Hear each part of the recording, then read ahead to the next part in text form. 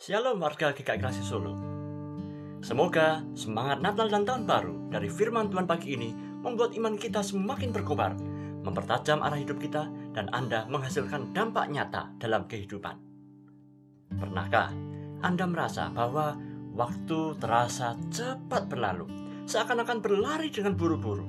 Baru saja Senin, tahu-tahu sudah kembali Sabtu, dan Anda merasa masih banyak hal yang belum selesai dikerjakan, belum beranjak dari titik yang sama, dan nggak banyak perkembangannya. Firman Tuhan hari ini akan mengasah tujuan hidup dan produktivitas kita. Setelah Anda merenungkan firman Tuhan hari ini, hidup Anda pasti akan berbeda. Anda tidak akan lagi merasa percuma berjerih lelah, sebab setiap aktivitas, sekecil apapun itu, akan menghasilkan suatu dampak perubahan yang nyata. Maka sebelum kita merenungkan firman Tuhan, mari kita berdoa memohon Roh Kudus bekerja dalam hidup kita. Bapa kami yang ada di dalam surga, pada pagi hari ini ya Tuhan, kami akan merenungkan sabda-Mu. Asahlah hidup kami, berikanlah kepada kami bintang panduan untuk menjadi tujuan bagi hidup kami. Dalam nama Tuhan Yesus Kristus, kami siap melaksanakan misi dari Tuhan. Amin.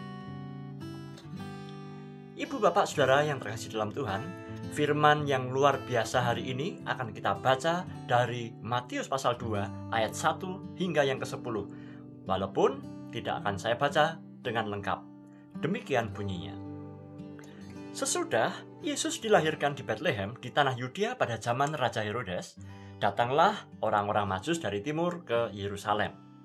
Mereka bertanya-tanya, di manakah dia, raja orang Yahudi yang baru dilahirkan itu?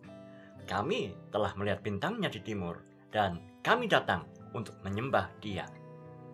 Ketika Raja Herodes mendengar hal itu, terkejutlah ia beserta seluruh Yerusalem. Maka dikumpulkannya lah imam, kepala, dan ahli Taurat bangsa Yahudi, lalu dimintanya keterangan dari mereka, di mana Mesias akan dilahirkan. Mereka berkata kepadanya, di Betlehem, di tanah Yudea, karena demikianlah ada tertulis dalam kitab Nabi. Setelah mendengar kata-kata raja itu, berangkatlah mereka.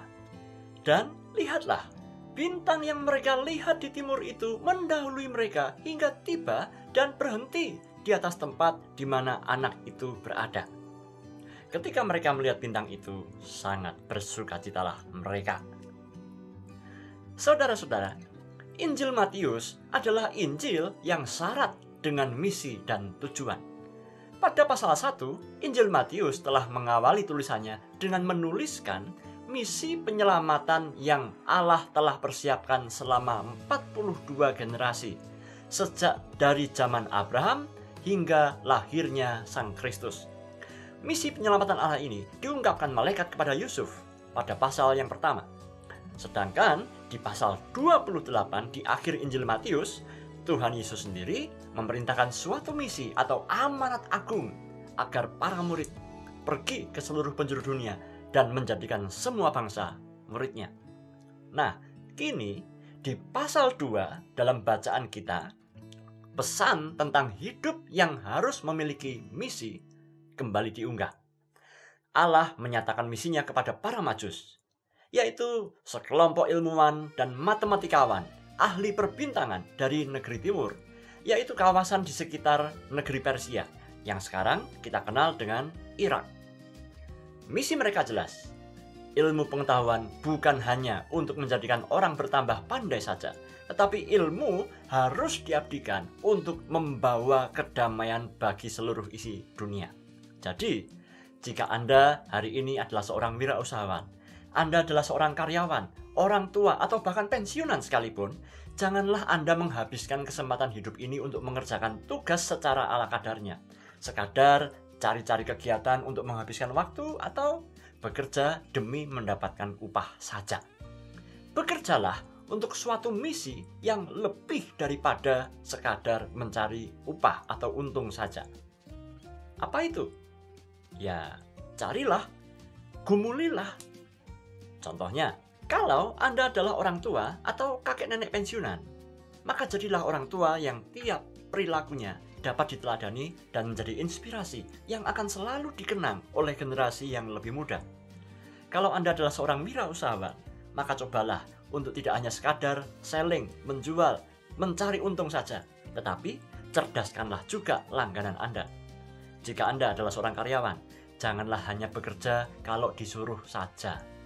Cobalah berinisiatif dan mengusulkan perbaikan dengan santun kepada atasan Anda.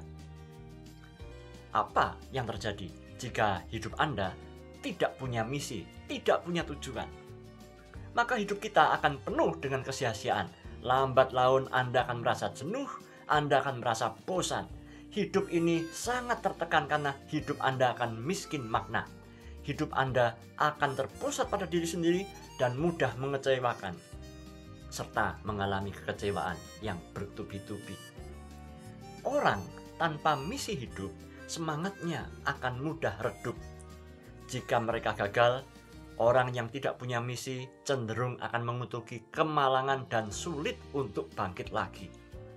Nah, maka belajar dari kisah para Majus, Allah memberikan dorongan dan tekad yang kuat sedemikian kuatnya hingga para Majus menggunakan ilmu pengetahuannya untuk melakukan misi, yaitu mencari calon pemimpin dunia yang baru. Nah, misi ini sedemikian kuatnya membuat para Majus tidak kenal menyerah. Sekalipun mereka harus mengeluarkan biaya ekspedisi yang tidak sedikit, mengalami berbagai macam kekeliruan dan bahkan ditipu sana-sini, termasuk ditipu oleh Herodes sendiri. Bahkan mereka harus melakukan berkali-kali uji dan coba, melintasi kegagalan demi kegagalan. Dari mana kita tahu mereka mengalami kegagalan yang berkali-kali? Ayat 9 menulis, setelah para Majus mengunjungi istana Herodes, maka berangkatlah mereka menuju Bethlehem. Dan lihatlah, bintang yang mereka lihat di timur itu mendahului mereka dan tiba di atas tempat di mana anak itu berada. Saudara-saudara yang dikasihi oleh Tuhan, jarak antara istana Herodes dengan Bethlehem adalah sekitar 9 km.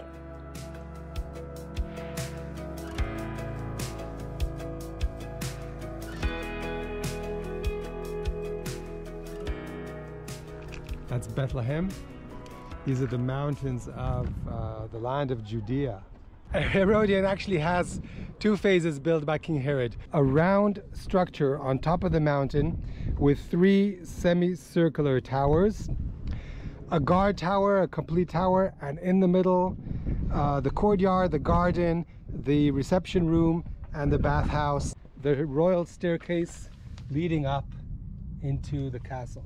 Sekalipun bintang penunjuk itu berhenti di atas tempat lahirnya Sang Kristus, namun ya namanya bintang selalu akan nampak tepat di atas setiap rumah di kampung Bethlehem.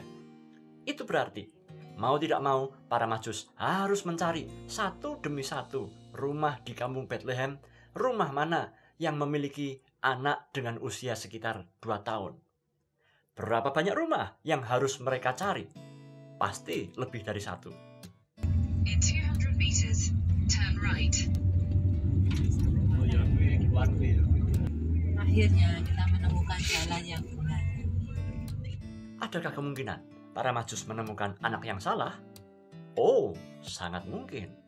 Maka para Majus harus mengadakan wawancara, meneliti dengan seksama dari sekian banyak orang tua dan sekian banyak bayi kandidat yang dicari.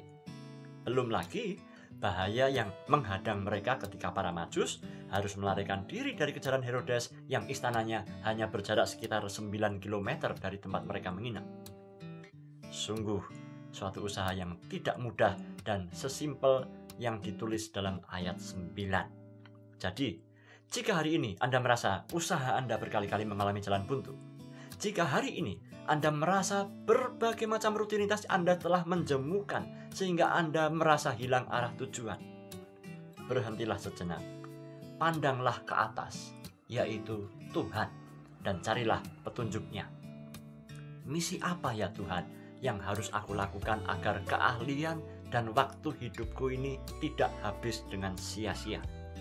Berikanlah aku ya Tuhan tugas hidup yang sedemikian kuatnya, sehingga semangatku bangkit lagi dan tidak mudah menyerah, sehingga aku dapat berjumpa dengan Kristus, pulang ke rumah Bapa dengan penuh sukacita. Amin.